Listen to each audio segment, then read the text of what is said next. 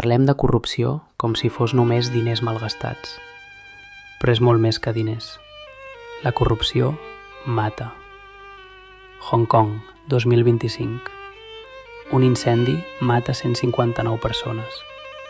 Les alarmes no funcionaven, els materials eren perillosos i la contractació corrupta va fer la tragèdia inevitable. València, 2024. La Dana deixa 229 víctimes mortals. Les falles polítiques, corrupció, infraestructures negligides i una resposta d'emergència tardana i descoordinada converteixen un fenomen natural en una tragèdia evitable.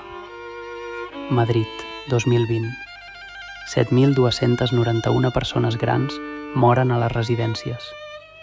No són traslladades a hospitals per decisions polítiques preses a porta tancada. Quan la corrupció afecta hospitals, inspeccions, normes de seguretat o serveis d'emergència, les vides queden en risc. La corrupció també alimenta guerres. Els contractes d'armes es firmen per benefici, no per seguretat.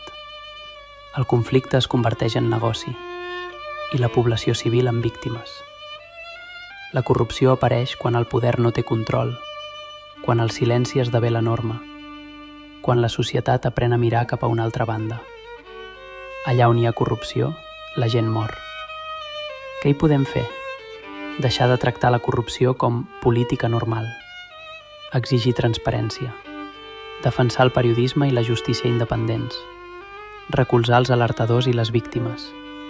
I no deixar-nos distreure, perquè les elits corruptes sempre busquen un altre culpable. La tolerància zero no és puresa moral. És autodefensa col·lectiva. La corrupció mata, i el dia que l'acceptem, acceptem també les morts que provoca.